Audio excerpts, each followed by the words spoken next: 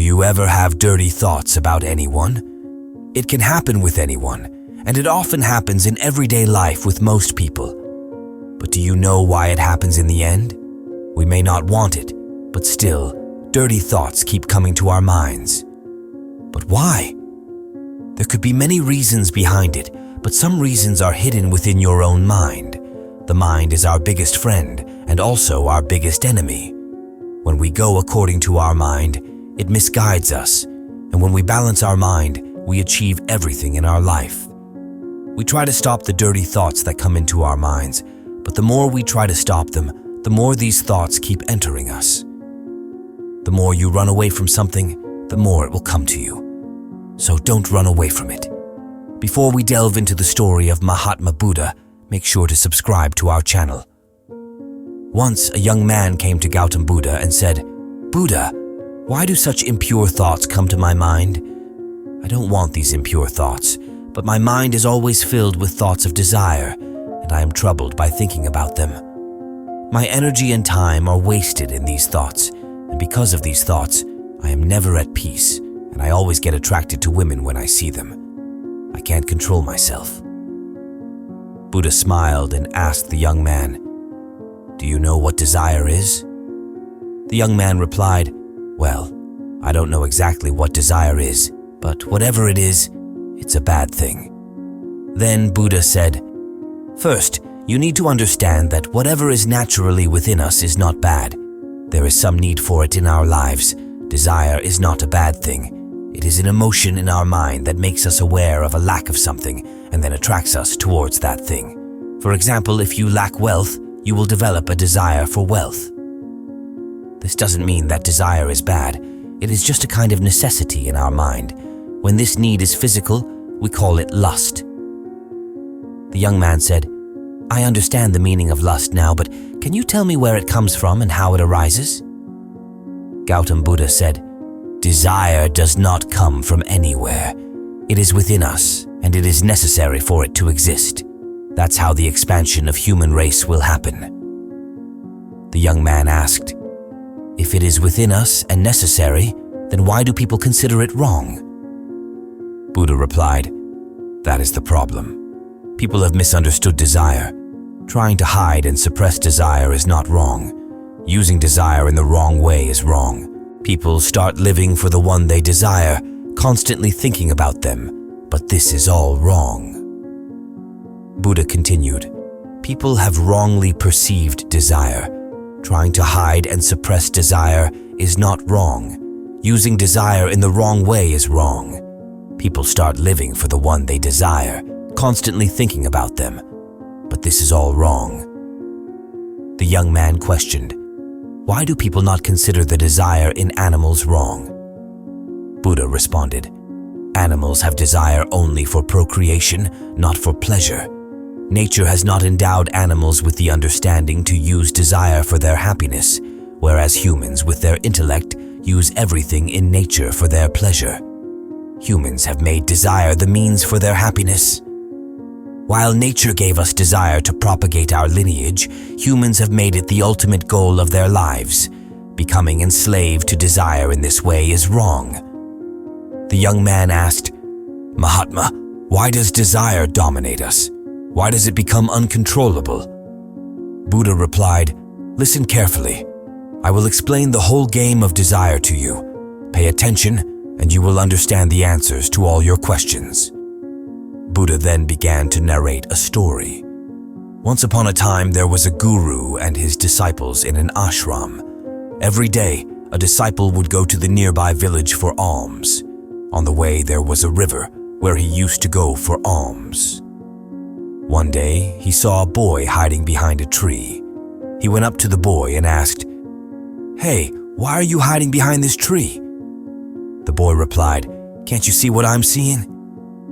So the disciple looked towards the river, where some girls were filling water.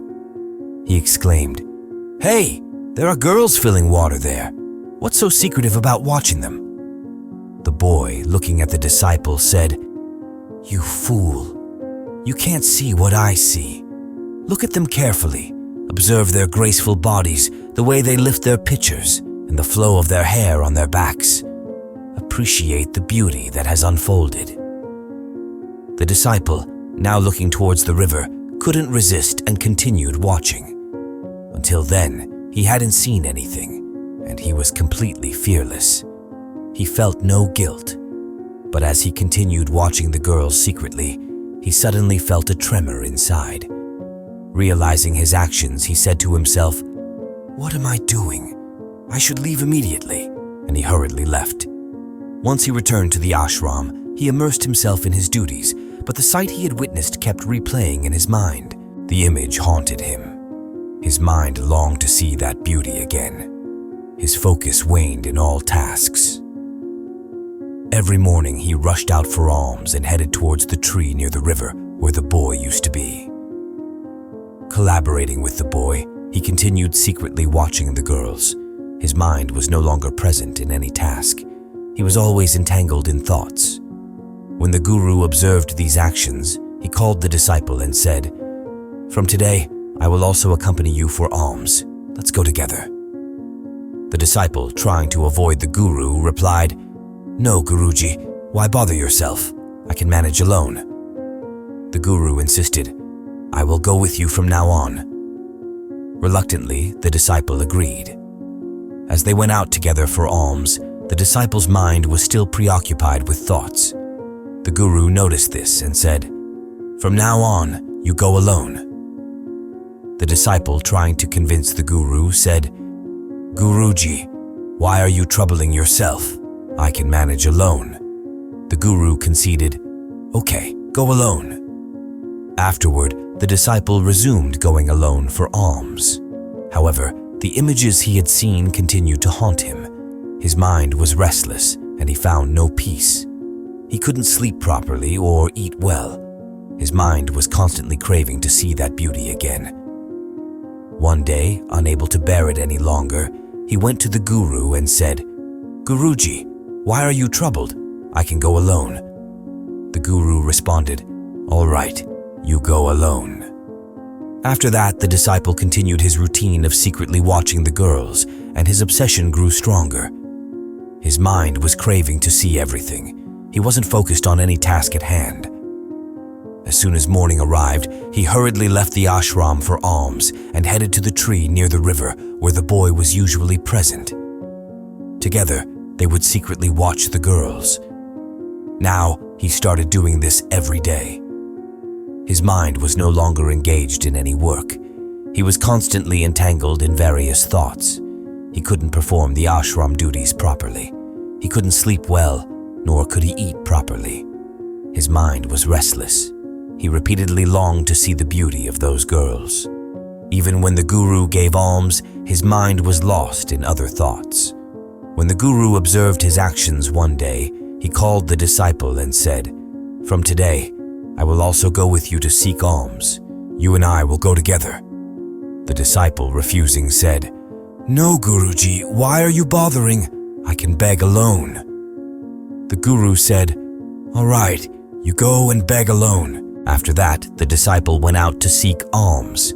After the disciple left, the guru also left the ashram and started following the disciple to see where he was going. He followed him to see who he was meeting. After going a short distance, the guru saw that his disciple was hiding behind a tree with another boy, behaving like a criminal, secretly watching something. The guru also went behind his disciple to see what his disciple was finally watching, for which he had hidden behind the tree like a criminal. The guru saw that his disciple was hiding behind the tree, watching girls who were fetching water from the river. Then the guru said to the disciple, "Are you going to beg from the girls too?" Hearing the guru's voice, the disciple got nervous and beads of sweat started dripping from him. He was trembling, as if a thief had been caught red-handed. His condition deteriorated. He couldn't say anything. The boy who was with the disciple ran away from there, making the disciple even more anxious. Only broken words were coming out of his mouth. He couldn't even muster the courage to look into his guru's eyes. The guru looked at the disciple and said, "My disciple is fearless. He is not afraid of anything." "But what is this? You're trembling with fear. The disciple said to the Guru, "Forgive me.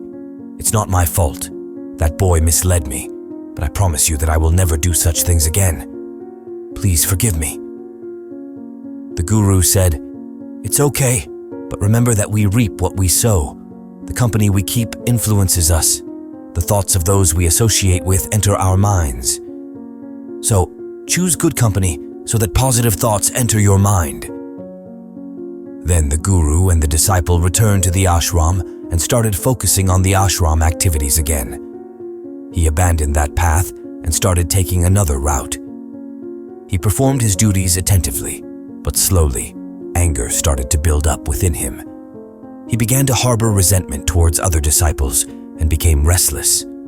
Now he didn't eat at the right time, and his meals were minimal. One night, the Guru came to the disciple and said, "You promised me that you would control your mind. So far, you have broken your promise several times." Hearing this, the disciple fell at his Guru's feet and started crying. While crying, he told the Guru that he had broken his promise many times. Then he would make the promise again, but each time, he would break it. He said, "I try very hard to remove all negative thoughts from my mind, but even though I want to, I can't do it. My mind may not be under my control."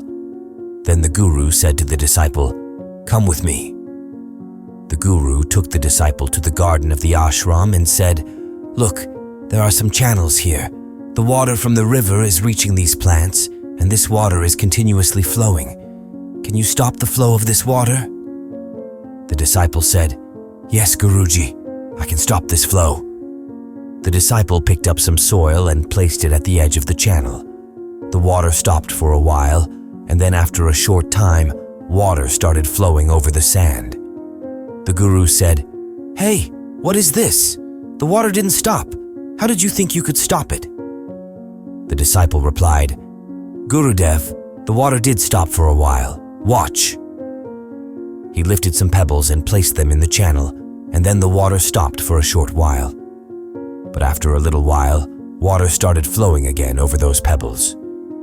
The Guru said, "Disciple, what happened? The water has come back. You claimed you could stop it. Can we stop anything completely?" Then the disciple said, "No problem, Gurudev. I will show you that I can stop this water." Then he took a large stone and placed it in the channel. The water stopped. The disciple then said to the Guru, "See, Gurudev, I said I would stop the water from the channel. I've shown that I can stop the water. I fulfilled your challenge." The Guru smiled and said, "Good. Now observe carefully. Has the water really stopped?" As soon as he said this, water broke the drain from behind him and water started flowing from the side. He continued, "Pay attention. The water has changed its course around this stone and will continue to flow forward." After a while, the same thing happened. The Guru then explained to the disciple, "You are facing the same situation. You are making repeated efforts, attempting even the biggest ones, but every time your effort is breaking, and it will always break. This stone represents your effort, and this water represents your thoughts. No matter how big a stone you put, the water will find its way." Upon seeing this, the disciple asked, "Gurudev, isn't there any way I can keep negative thoughts out of my mind?" The Guru said, "There is a way." The Guru took the disciple to a river where the water was flowing into the garden. The Guru said to the disciple, "This water is coming from this river. If we block its path from here, it won't be able to reach the garden. Can we stop the water from going into the garden?" The disciple replied, "Yes, Gurudev, certainly we can do that." "I will block the water here and then it won't reach the other channels, and consequently it won't reach the garden," the disciple explained. The Guru then said, "If the water doesn't reach the garden, how will you provide water to the plants and trees there?" The disciple thought for a moment and said, "Oh, Gurudev, I didn't think about that." The Guru said, "There are some plants and trees that require water daily, and if we block the water, they will wither away. We must open the water for them." The disciple listened to the Guru and opened the path for the water. The guru then asked, "What if we redirect all the water from this river towards the garden?" The disciple replied, "Gurudev, all the plants and trees there will be destroyed and nothing will be left." The guru smiled and said, "Understand this. We should not stop anything. We must always maintain balance. Both too little water and too much water can harm the plants. Our life functions on balance. If I tell you not to think about mangoes, what will be the first image that comes to your mind?" The disciple said, "Gurudev, the first image in my mind would be that of a mango." The guru said, "When we forcefully try to suppress negative thoughts, they enter our minds even more strongly. That's why we should never try to suppress them." Then the guru said to the disciple, "Our impure thoughts also come from associating with negative people. Sometimes we may not have any lustful thoughts within us, but being around disturbed individuals can impose such thoughts on us." The disciple agreed, saying, "Gurudev, you are right. I had strayed from my path." Then that disciple slept very peacefully that night. In the morning he set out for his work with full heart, and then in the morning he went to seek alms on the same route where the boy was still hiding behind the tree and watching those girls. The disciple went to the river where the girls were fetching water. He asked them for water, and one of the girls offered him water. When she touched the disciple's feet, he blessed her, saying, "May you be blessed, and may your mind be filled with positive energy." A smile appeared on his face, as if he had found something lost. The disciple went to the same river where the girls were fetching water. He asked them for water, and one of the girls offered him water. As she touched the disciple's feet, he blessed her, saying, "May you be blessed, and may your mind be filled with positive energy." A smile appeared on his face, as if he had found something lost. He then started back on his path. Suddenly, the boy who had been hiding behind the tree approached him. The boy said, "What's up? Today you got a close look. You've surpassed me." The disciple replied, "We are always busy observing others. We never focus on ourselves. How long will you keep hiding behind this tree? Express your feelings to someone you like. If they reciprocate, get married. But before that, work on yourself. Recognize yourself. Don't waste your time hiding like this." Then that boy started meeting the disciple regularly, and he motivated the boy not to go to the river anymore. The boy began to strive to make something of his life. So you see, the impact of association. Change your company, change your thoughts. The guru asked the disciple if he had found answers to all his questions. The disciple replied, "Yes, Mahatmaji, thank you." The guru then said to the disciple, "When impure thoughts come to your mind, don't consider yourself guilty. This human mind has learned from thousands of years. It's not just thinking or taking an oath that will break it. It's the power you have. Use the energy you possess in a balanced way. You are a living, energetic being free to experience anything. Recognize yourself." So, friends, by now you must have understood how significant our thoughts are. Our thoughts determine the direction of our future. We should embrace positive thoughts with full power in our minds so that we can move forward in the right direction. Hope you found something to learn from this story. Don't forget to subscribe to the channel for more inspirational videos like this.